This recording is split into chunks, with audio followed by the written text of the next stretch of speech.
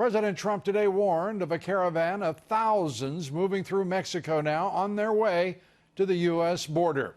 And the president says he will shut down sections of the border if the Mexican government fails to stop those illegal immigrants. And the president warning as well, the Mexican government should well understand they better not send troops across our border again and never, ever pull weapons on Americans. The president tweeted this, quote, Mexico's soldiers recently pulled guns on our National Guard soldiers, probably as a diversionary tactic for drug smugglers on the border. Better not happen again. We are now sending armed soldiers to the border. Mexico is not doing nearly enough in apprehending and returning. Joining us now, Mark Morgan, former U.S. Border Patrol chief under President Obama. Mark, great to have you with us. I guess the first question has to be, these troops along the border, their commanders sending them out on supposedly surveillance with one M9 9mm pistol between them. What kind of madness is that? They don't understand the cartels control that border? Well, I think we just learned a good lesson that the Border Patrol agents have known for decades. That's exactly what's happened. And the president, he was spot on, Lou, is that there's so much corruption on the Mexican side, both Mexican law enforcement and Mexican military. They are absolutely being paid by the cartels to be used as listening posts, observation posts, and distractions. This isn't anything new for the Border Patrol. They've encountered this before.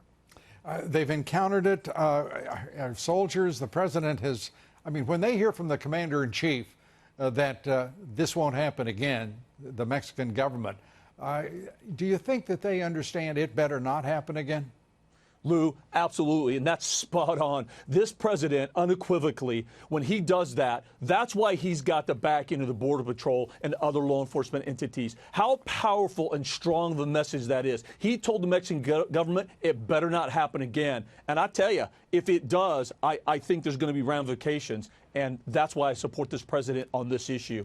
And this president talking about sending more armed soldiers to the border. You have to question. You have to question what in the world the commanders of those soldiers were thinking in sending those people out on a surveillance mission, any kind of mission, at that corrupt border controlled by cartels. We see pictures every day, if you want to pull them up, of cartel members armed with semi-automatic rifles, AK-47s, AR-15s, you name it. And here is an infrared, I believe, picture of the cartels escorting a woman and a kid across the border. I mean, and these folks are carrying heavy 7.62 weapons. It's outrageous. And we've got U.S. soldiers, National Guardsmen out there in the middle of nowhere with an M9. What were they going to do? Flip it back and forth to one another when they had a shot? I mean, it's just asinine that the U.S. military would have commanders that would order that and would permit it. Well, Lou, so I don't want to second guess the commanders when you're on the battlefield. So stipulated, that is a battlefield, and it's moronic of those commanders to put those soldiers in harm's way like that. Absolutely. Well, now it's so stipulated, I don't want to put you in a bad position. You fire away at whatever you want to say. No, I think it's well said, Lou, and I understand the point, and I don't disagree with that, and I hope that the rules of engagement are going to be looked at, because this was a wake-up call, not only with engagement between the soldiers, but then the episode you just talked about where armed with AK-47s, cartel members in camouflage uniforms. That border is dangerous. It is not a safe place, and so I hope they are rethinking the rules of engagement down along southwest border for the protection of our soldier and personnel. You know, the only excuse I can think of for those commanders in the National Guard, the superior officers of those two soldiers, is that they're watching fake news, that they're believing Democrats when they say there's no crisis. They're obviously not informed on what is transpiring right before their very eyes. The cartels are clearly exploiting this opportunity. The president talking about a caravan with as many as 20,000 Central American illegal immigrants headed toward the United States. The Mexican government making much of having dissuaded 500 of them from continuing their journey.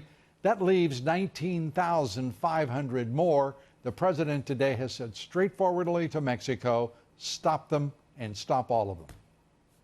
That's right. And here's something I've been saying, too. Look, we've been giving millions of dollars to the Northern Triangle countries, nothing. Right. We've been trying to get Mexico get off the sidelines and be proactive partners in this resolution. Nothing has happened. Congress failed to do their job. Nothing has happened. So we really need to rechange our mindset, and we need to stop relying on any of these people to do what they should be doing. And we've got to take control of this, and we've got to do what we need to do. And so when the president tells Mexico, you need to get off the sidelines, do your darn job to be part of the solution here, or we're shutting down the border, I think he's right on, and I support him. And the idea that this new president, Manuel Lopez Obrador, just in office less than 6 months, he has an opportunity to work with this president. This president has reached out to him through his emissaries and envoys. Twice he's, I think, believed, I don't know this for a fact, but he has intimated that he thought that he had a deal on the so-called return policy with the Mexican government. It hasn't worked out. That means somebody is breaking their word in Mexico. It also means that that opportunity for Manuel Lopez Obrador is going to evaporate here quickly if he doesn't take this opportunity. The corruption that is Mexico right now, most Americans don't understand how pervasive it is, how much of Mexico it controls, and as you were pointing out, how much of that border they control. And by the way, the murder rate in Mexico, already the murder capital of the world, Mexico's homicides already this year have risen by almost 10% over last year. Last year, a record number of murders and killings, nearly all of them, as a result of cartel drug violence. What do you think the president should do? What can the United States do other than build the daggum wall and enforce the doggone border? Lou, that's it. You really just summarized a very complex issue very succinctly there, is that, look, we've shown the history. Mexico, they ebb and flow. They have shown decade after decade they're not going to be part of the solution here because the cartels, make no mistake, the American people need to understand that border along the U.S.-Mexico border, the cartels own 100% of that. So unless the government of Mexico can address the cartels, that problem on their side is going to exist. But I think the president has to stay the course of what he's doing. Sure. He has to build the wall. He has to get more technology. He has to get more personnel. He has to drive to fix the laws of the Flores Agreement and TVPRA to end, catch, and release. He has to continue to drive the politicians in this country to do their job for this country. He's on the right track. He's doing the right thing, and I hope he doesn't stop. Yeah, I don't think the man's got stop in him. Mark, I thank you very much for being with us and always your insight. We appreciate it.